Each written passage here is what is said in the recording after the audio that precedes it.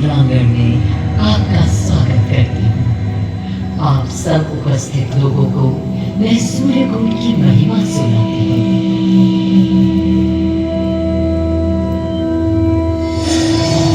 भारत की मिट्टी अनेकों दिव्य आत्माओं की जन्मस्थली है, पर आज मैं आपको कथा सुनाऊंगी भगवान विष्णु के उस अवतार की जिनके अवतरण से मैं पावन हो गई सदा सदा के लिए। मां कौशल्या की गोद में जन्म लिया मर्यादा पुरुषोत्तम श्री राम ने अधर्म के नाश के लिए, धर्म की विजय के लिए।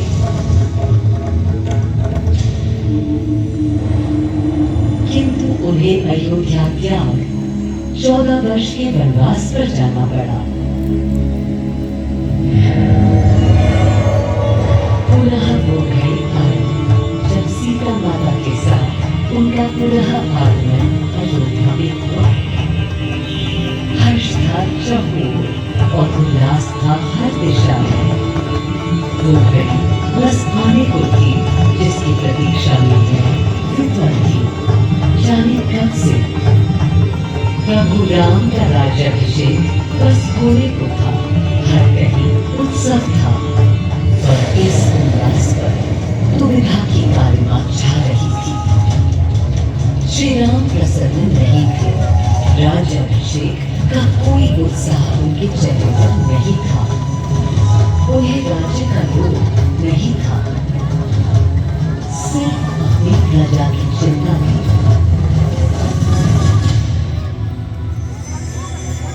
सबके मन में एक ही प्रश्न था, कौन हल कर सकेगा श्री राम की इस दुविधा को, मिटा सकेगा इस अंधकार को, किसके तेज से छट जाएगी ये क्रांति। अरे वही जिसके वंशज हैं श्री राम, जो स्वयं सशरीर धरती पर पधारेंगे श्री राम को राम राज्य समझाने।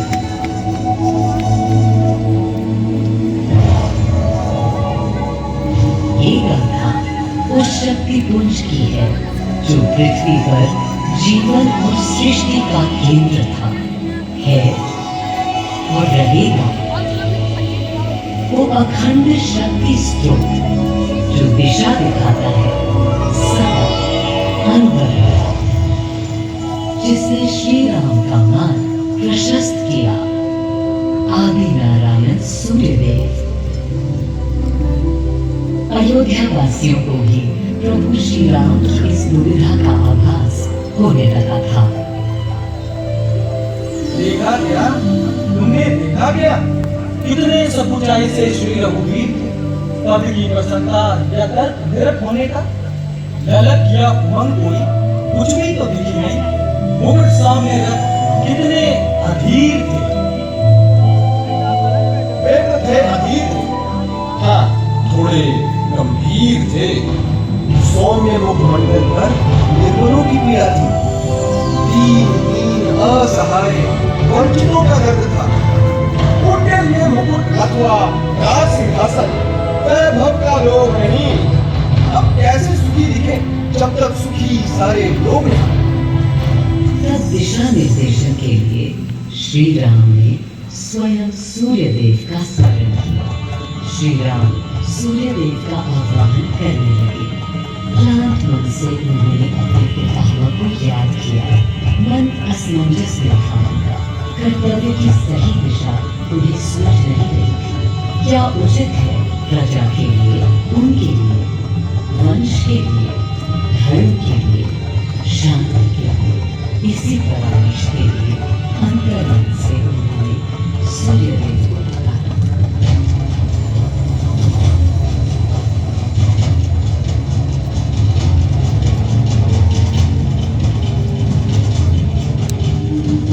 मैं अयोध्या पवित्र से पवित्रतम हो गई हूँ।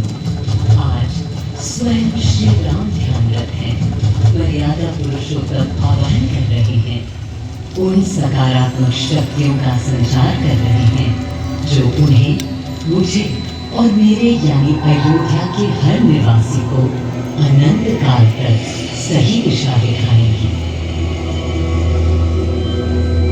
संभव है स्वयं सूर्यदेव सशरीर पधारे अयोध्या की धरा पर।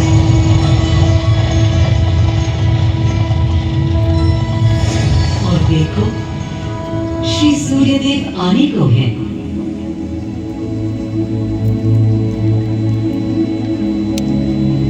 उनकी पहली किरण के स्पर्श से कलियां एक एक कर खिलने लगी।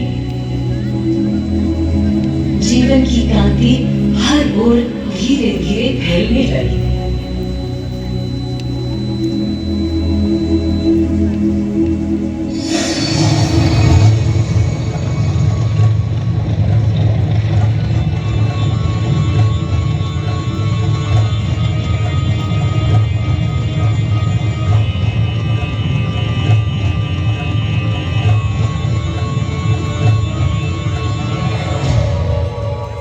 कितना अनोखा दिन है।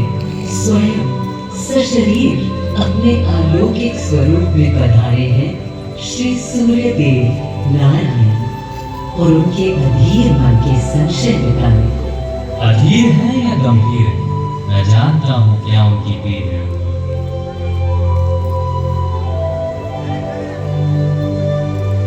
माँ कौशल्या को प्रणाम। कहाँ है राम? अरे भूलूं ये बात कि कौन बड़ा है।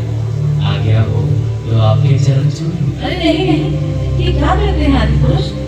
ऐसा अनुग्रह सर्वथा अनुचित है। राम वंशज है आपके, क्यों पाप का भागीदारी बनाते हैं पितामह? पितामह होंगे हम ब्रह्मलोक, अब धरती पर जनलोक में आ गए।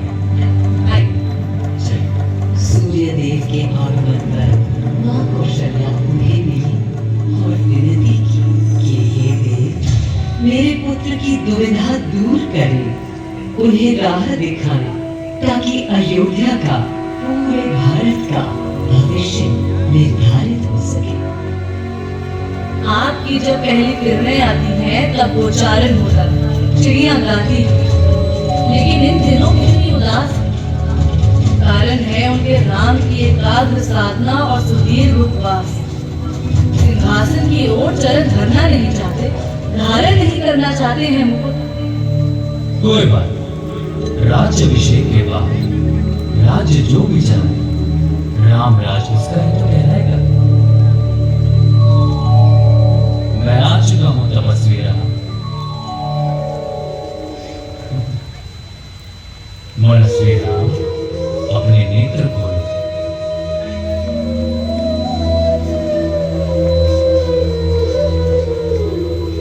प्रणाम पितामह, प्रणाम। प्रणाम मेरे राम, प्रणाम।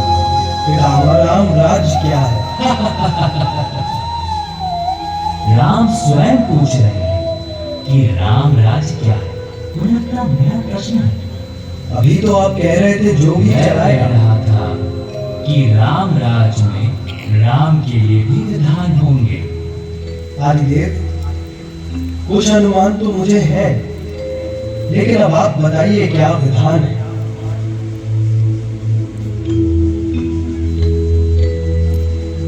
राम राज आशय कल्याण है, निर्बलतम मानव का त्राण।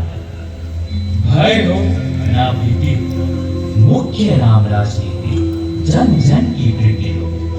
लोक संरक्षण हो, सत का आभास हो, परमानंद प्राप्ति हेतु मंगल उद्भास हो। प्रेम परम तत्व हो, सब में समत्व हो। दैहिक दैविक या भौतिक संतापों की औषधि अचूक राम बाण है। राम राज्य आशय कल्याण है, निर्बलतम मानव का त्राण है। क्रमोदित अपंत हो, आस्था का घनत्व हो। वैभव विशाल, मेघ करे वर्षा और सदा ही सुधार। दिशाएं सब मस्त हो, जनपद ये स्वस्थ हो। उपद्रव नाही, और ना कोई आतंक हुआ। कोई नहीं रंग, सुख ही सुख निशान, प्रेम योग धर्म मूल प्राण, राम राज राशे कल्याण। मां कौशल्या, अभी ये मुकुट मात्र सोने का है। मैं इस मुकुट को राम के साथ सदा उपस्थित होने का बना लेता हूं।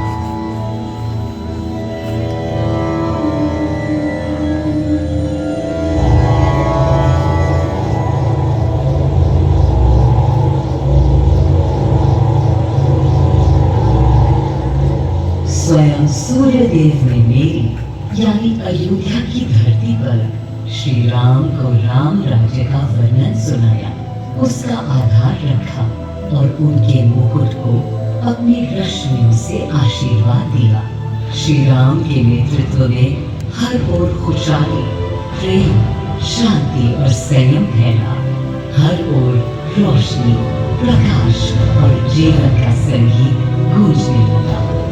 राम राज्य का पथ दर्शाकर चल दिए सूर्यदेव पुनः अपने लोग, ताकि अनंत काल तक अयोध्या ही नहीं पूरा विश्व उस शक्ति का संचार अनुभव कर सके।